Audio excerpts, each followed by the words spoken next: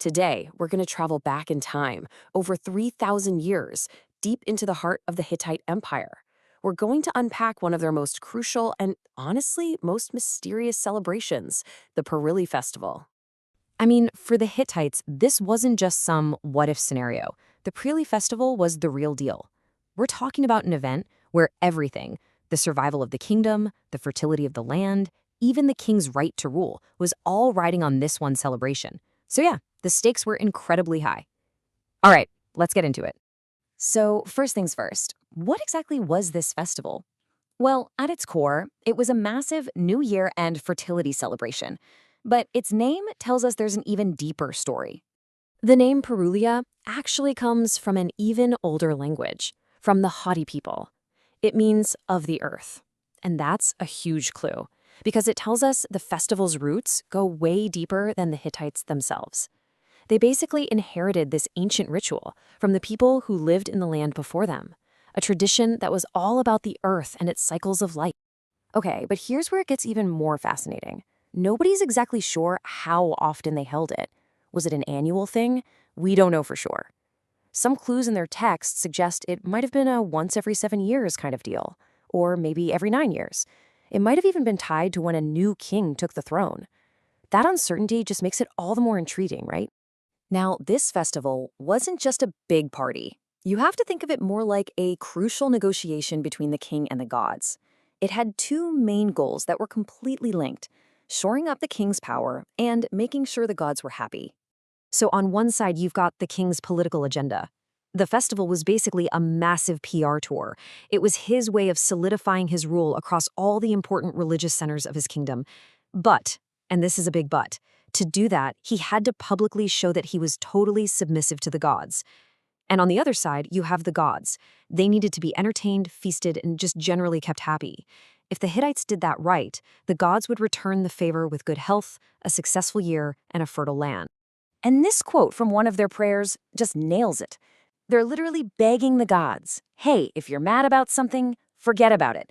Come to the party and please say nice things about our king and queen. The message couldn't be clearer. Happy gods mean a stable kingdom. Simple as that. All right, now we're getting to the part that makes this festival so wild and unforgettable. The Purulliya was this strange mashup of super serious religious ceremonies and performances that were, well, they were just plain bizarre, almost like a carnival. You might be surprised. The line between sacred devotion and just shocking theater was, let's just say, incredibly thin. So get this. Picture the king, right? The most powerful guy in the whole empire. And during this sacred rite, he gets struck on the back with a divine staff. But wait, it's not a punishment. It's actually a super important act of religious devotion.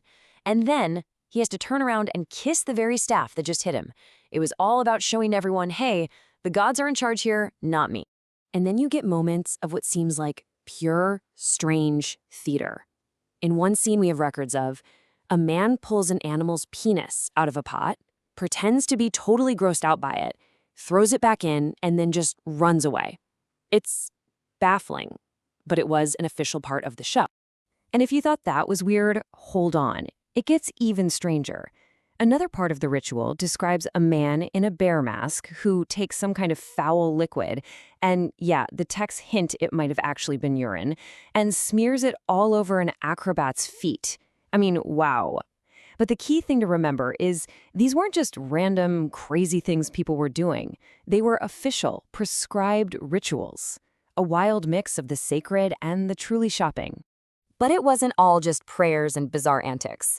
This festival was also a huge entertainment event, and it featured some pretty epic storytelling that some scholars think might be a really early ancestor of Greek drama. So during the festival, they would tell, and maybe even act out, these incredible myths. The most famous one was about the storm god fighting a giant serpent monster named Ilyawanka. Another really popular storyline was this disappearing god idea. You'd have a god like Telepinu who gets angry about something, storms off, and suddenly all of nature starts to die until he's found and convinced to come back. This story was so big, having your own local disappearing god was apparently a status symbol for the Hittite elite. But here's the important part.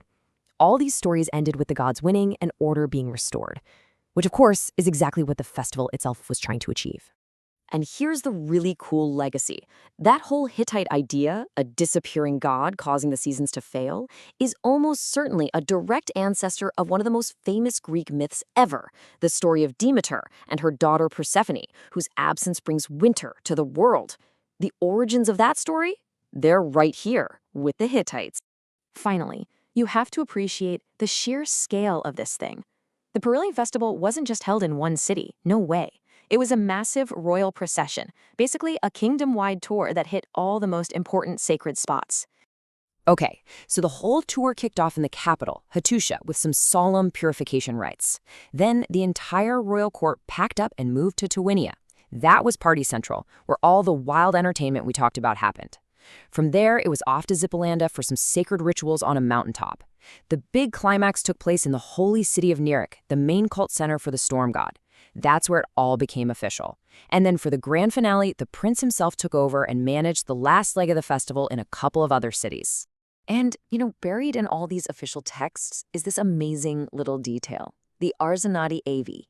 The texts call them houses of entertainment or rendezvous houses. And apparently, the king and the prince would stop at these places to feast and, the texts are pretty clear about this, to spend the night with local women. It's just such a humanizing detail, a reminder that this was a real event for real people. So, who were the main players in all this? Well, obviously you have the king and queen. They were the stars of the show. The prince had his own huge role to play running the final stages, but there was also this powerful figure called the sister of the god, a high priestess from that older Hatti tradition.